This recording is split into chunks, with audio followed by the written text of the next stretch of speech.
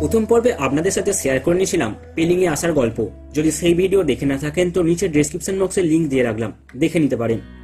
আজকের পর্বে আপনাদের ঘুরে দেখাবো পেলিং এর আশেপাশের সমস্ত জায়গা, যার মধ্যে রয়েছে স্কাইওয়াক, নদী, ঝর্ণা, গুহা, মনের ইচ্ছা পূরণ, সাথে দুর্ঘটনার মুখ থেকে বেঁচে ফিরে আসা। সমস্ত কিছুই থাকছে আজকের ভিডিওতে। ঘুরবেন আপনি, ঘোরাবো আমি, আর আমার সাথে ঘুরতে হলে চ্যানেলটি অবশ্যই সাবস্ক্রাইব করুন।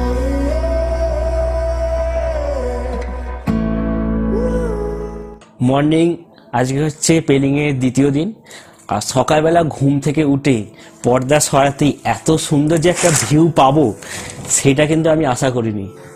পুরো খুলতেই সামনে শুয়ে, এখানেই বেড আছে আমাদের, এখানেই শুয়েছিলাম। সামনে চোখ খুলতেই সোনালী কাঞ্চনজঙ্ঘা।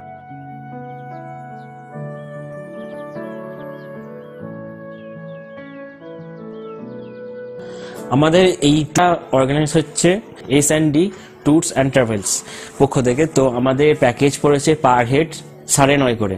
এর মধ্যে ফুডিং, লজিং, গাড়ি NGP টু NGP সবই কিন্তু ইনক্লুডেড। আমার পাশে রয়েছে শুভ, পিছনে শুভদীপ, পাশে বিশাল, তারপর আরিয়ান, কোণে রিজু, মাঝখানে সৌমিত্র, পাশে সুমন্ত। সকালে ব্রেকফাস্টের পর 9টা নাগাদ আমরা বেরিয়ে পড়লাম পেলিং এর আশেপাশের জায়গা ঘুরে দেখতে। কিন্তু আমাদের গাড়ি সবার প্রথমে স্টার্ট করেও কাঞ্চনজঙ্ঘা উইন্টার ট্যুরিজম ফেস্টিভ্যালের সামনে দাঁড়িয়ে রইল বেশ কিছুক্ষণ, কারণ পরে আরও 3টে গাড়ি এখনো আমাদের সাথে আসেনি। কালকে রাত্রিরে যেখানে মেলা চলছিল, পাশে মাঠটা আছে, ওখানে মেলা চলছিল। এটা হচ্ছে বাইরে আউটসাইডটা ভিউ।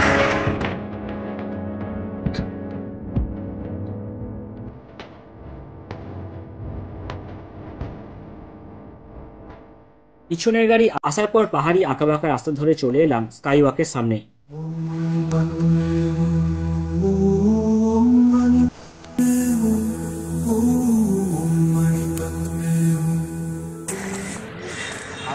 সামনে কিন্তু পেলিং এর স্কাইওয়াক, আর আমার পিছনে ওটা হচ্ছে রোপওয়ে। যেটা জানলাম ড্রাইভারের কাছ থেকে, রোপওয়ে চালু হয়েছিল কিন্তু কোনো ডিসপিউটের কারণে রোপওয়ে আবার বন্ধ হয়ে গেছে। এখানে প্রবেশ করতে টিকিট মূল্য মাথাপিছু 100 টাকা।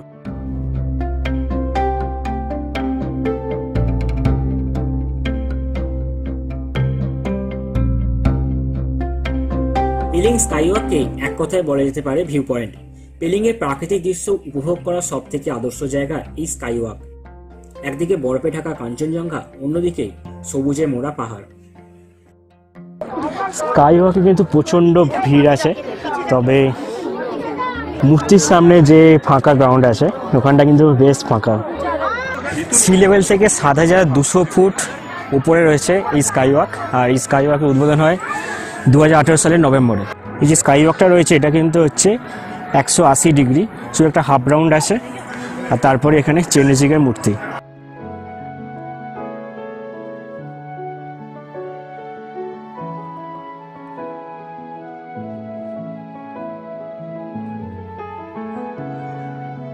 বিশালাকার এই মূর্তিটি হল চেনজিকের মূর্তি। বাংলায় বলা হয় অবলতিকেশ্বর, যা ভগবান বুদ্ধের প্রথম করুণার প্রাথমিক প্রকাশ। মূর্তির একদম কাছে যাওয়ার জন্য আপনাকে পার করতে হবে 155টা সিঁড়ি। মূর্তির নিচেই রয়েছে মনেস্ট্রি। ভিতরে কিন্তু কোনো রকম ছবি তোলার পারমিশন নেই। মনেস্ট্রির ভিতর ভগবান বুদ্ধের দর্শন সেরে চলে আসুন একদম ছাদে। পেলিং স্কাইওয়াকের সামনেটা যতটা মানুষের ভিড় তত কিন্তু চেঁচামেচি। আর এইখানটা হচ্ছে পুরো একদম শান্ত নিস্তব্ধ, কোনো কিছু মানুষজন নেই, একদম হালকা ঠান্ডা ঠান্ডা হাওয়া দিচ্ছে, ওয়েদারও ভালো। আর আমি ওখানে দেখতে পাচ্ছি প্যারাগ্লাইডিংও হচ্ছে যতদূর সম্ভব। এই হচ্ছে ছাদ, আর এই ছাদটা কিন্তু প্রায় চেনজিকের মূর্তি যে মন্দিরটা শুরু হচ্ছে ওখান থেকে কিন্তু প্রায় 3 তলা সমান উঁচু। মন্দিরের ভিতরে ইনস্ট্যান্সের ছবি তোলার নিয়ম নেই, ভেতরে সাইড দিয়ে এরকম রাউন্ড শেপে উপরে উঠতে হবে।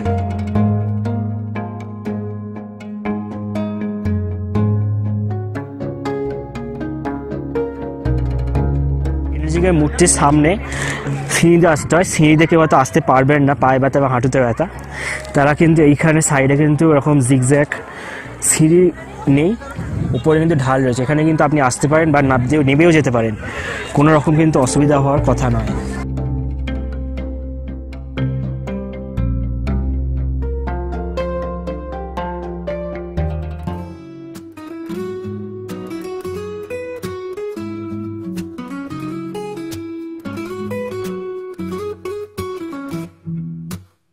পেলিং স্কাইওয়াক থেকে দারাব ভ্যালি হয়ে এবার আমরা চললাম আমাদের দ্বিতীয় গন্তব্য রিম্বি অরেঞ্জ গার্ডেনের দিকে।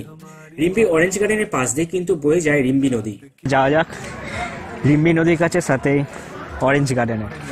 রাস্তা থেকে সিঁড়ি দিয়ে বেশ কিছুটা কিন্তু নিচের দিকে নামতে হবে।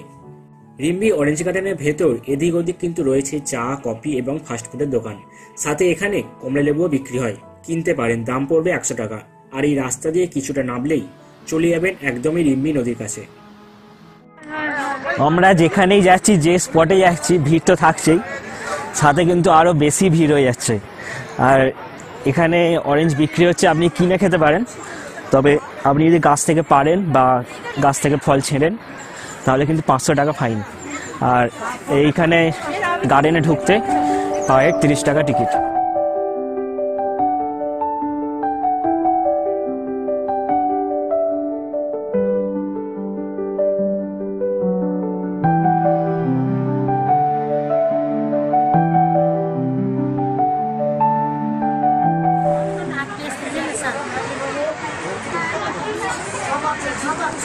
এখানে ফ্রুট জুস, যেগুলো ওয়াইন নামে বিক্রি হচ্ছে, সেগুলোর সাথে কিন্তু এখানে ম্যাগিও পেয়ে যাবেন। আর এই হচ্ছে Rimbi river. High,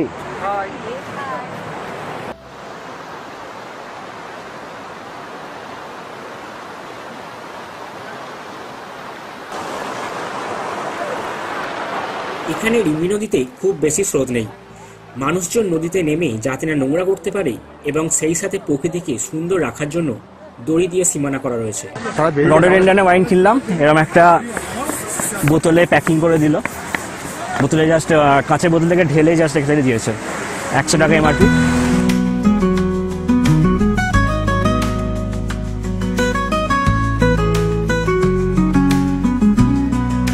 Rimbi orange garden থেকে 13 কিলোমিটার দূরে আমাদের থার্ড গন্তব্য খেচিপেড়ি লেক। সিকিমের প্রায় কেন্দ্রস্থলে অবস্থিত শান্ত এবং পবিত্র স্থান এই লেক।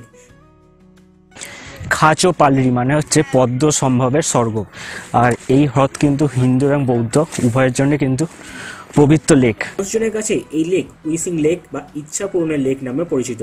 যারা বিশুদ্ধ উদ্দেশ্য নিয়ে এই লেক পরিদর্শন করেন তাদের কিন্তু মনের ইচ্ছা পূরণ হয়। এছাড়া এখানে প্রবেশ মূল্য মাথাপিছু 30 টাকা।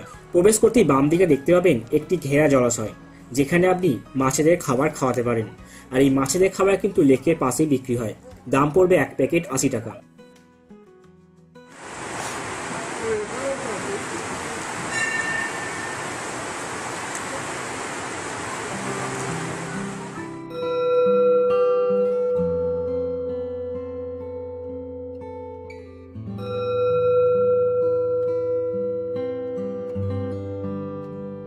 মাছকে ফিডিং করানোর পর পাশের এই রাস্তা ধরে বেশ কিছুটা হেঁটে গেলে আপনি লেকের কাছে পৌঁছতে পারবেন। আর এই রাস্তার দুধারেই বেশ বড় বড় গাছ রয়েছে, আর প্রকৃতিপ্রেমী মানুষজনের কাছে এই সুন্দর রাস্তা উপভোগ করার মতো। এই লেকের আশেপাশে যে এত বড় বড় গাছ দেখছেন, এইখানে কিন্তু গাছের প্রজাতির সংখ্যা হচ্ছে 387। এখানে কিন্তু অনেক মানুষ তার নিজের ইচ্ছার কথা জানিয়ে রেখে গেছেন।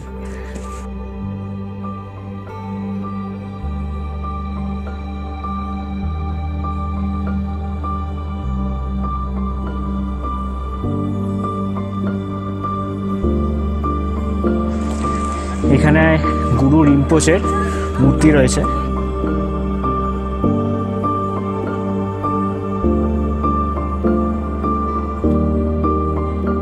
গুরু রিম্পোচের মূর্তির ঠিক মুখোমুখি রয়েছে খেচিপেড়ি লেক। আর গুরু রিম্পোচে যেখানে ধ্যান করতেন সেই গুহায় যাওয়ার জন্য পাশে এই রাস্তা দিয়ে উঠে পড়তে হবে পাহাড়ে। পাহাড়ে ওঠার জন্য বেশ খাড়াই পাথরের সিঁড়ি রয়েছে, একটু দেখে শুনে কিন্তু পা ফেলতে হবে। আমি প্রথমে ভুলবশত সোজা রাস্তা ধরে রং রুটে চলে গেছিলাম। কিছু পরে গুগল ম্যাপ দেখে ভুল বুঝতে পেরে আবার তাড়াহুড়ো করে ব্যাকে ফিরে আসি, আর এই রাস্তাটি হচ্ছে এখন রাইট ওয়ে।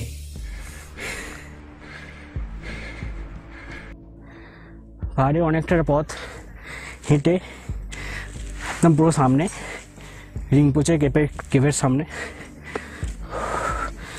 প্রচণ্ড তাড়াহুড়ো করে এসেছি।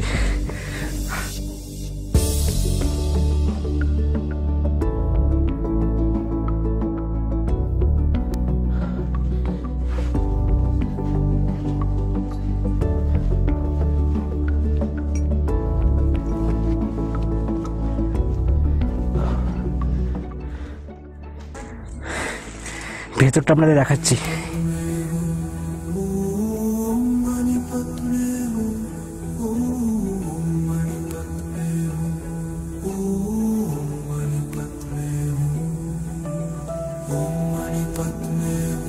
এই হচ্ছে লেকের আউটসাইডে ভিউ, আর এখানে উপর দিয়ে আরেকটু গেলে লেকের ভিউ পয়েন্ট রয়েছে। আমি আর উপরে যাচ্ছি না, আমি এবার নিচে যাব, আমার জন্য অনেকেই ওয়েট করছে। এখানে ড্রোন ফ্লাই করার পারমিশন নেই। এই লেকের আকৃতি অনুযায়ী মনে করা হয় এটি গুরু পদ্মসম্ভবের পায়ের ছাপ। এই টেম্পারেচারের মধ্যেও, তো ঠান্ডার মধ্যেও পুরো ঘেমে চান করে গেছি। আর এই লেক সম্বন্ধে কিছু বলি। এই লেকের সম্বন্ধে এখানকার স্থানীয় মানুষজন যেটা বলেন সেটা হচ্ছে, এই লেকে আশেপাশে আপনি দেখবেন এখানে প্রচণ্ড গাছপালা ঘেরা জঙ্গল রয়েছে। তো এত গাছপালা ঘেরা জঙ্গল থাকতেও লেকের জল কিন্তু পরিষ্কার। আর এই পরিষ্কার থাকার কারণ হচ্ছে লেকের জলে গাছ থেকে কোনো পাতা ঝরে পড়ে না, আর যদিও বা পড়ে এখানকার পাখিরা সেই পাতা মুখে করে তুলে জলের বাইরে ফেলে দেয়, আর সেই কারণে লেকের জলও কিন্তু পরিষ্কার থাকে।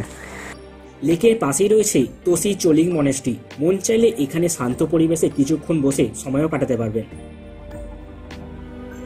এর পরের গন্তব্য কাঞ্চনজঙ্ঘা ওয়াটারফলস। না, এসব দেখে একদম ভেবে নেবেন না যে বৃষ্টি হচ্ছে। আসলে আমরা চলে এসেছি কাঞ্চনজঙ্ঘা ওয়াটারফলসের সামনে, আর ওপর থেকে ওয়াটারফলসের একটি শাখার জল পড়ছে গাড়ির কাঁচের ওপর। এখানটাও কিন্তু উপর থেকে জল পড়ছে, ঝর্ণারই জল। আর পুরো জায়গাটা কিন্তু বেশ ভেজা ভেজা আছে।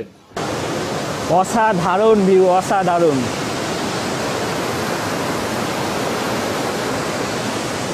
আর এখানে এই পয়েন্ট থেকে এই পয়েন্ট ছোট একটা জিপ লাইন রয়েছে।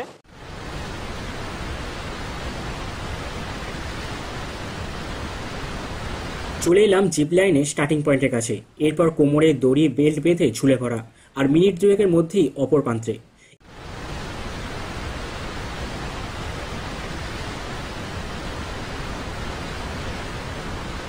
এখানে এন্ডিং পয়েন্টে যিনি আছেন তিনি বেশ কিছু আপনার ছবি তুলে দেবেন। যদি আপনার সেগুলো পছন্দ হয় তো নিতে পারেন, তার জন্য লাগবে 50 টাকা, আর জিপ লাইনের চার্জ 100 টাকা। এটা তো শুধুমাত্র সামনের অল্প কিছু দেখলেন। বেশি কিছু মানে আরও দুর্ধর্ষ সুন্দর জলপ্রপাত দেখতে হলে 20 টাকা টিকিট কেটে সিঁড়ি দিয়ে একটু উঠে পড়ুন। এটাও কিন্তু কাঞ্চনজঙ্ঘা ওয়াটারফলস, কিন্তু কাঞ্চনজঙ্ঘা ওয়াটারফলসে কিন্তু শাখা হচ্ছে এটা হচ্ছে ছোট। আর এই পাশে একটা সিঁড়ি আছে, এই সিঁড়ি ধরে কিন্তু উপরে যেতে হবে।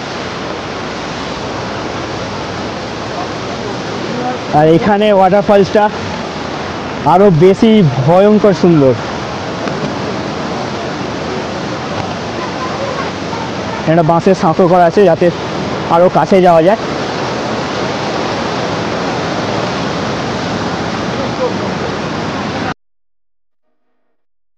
সামনে জলটা এত ফোর্সে পড়ছে, আর জলের ঝাঁট দিয়ে এত জোরে আসছে, পুরো চান করিয়ে দিচ্ছে।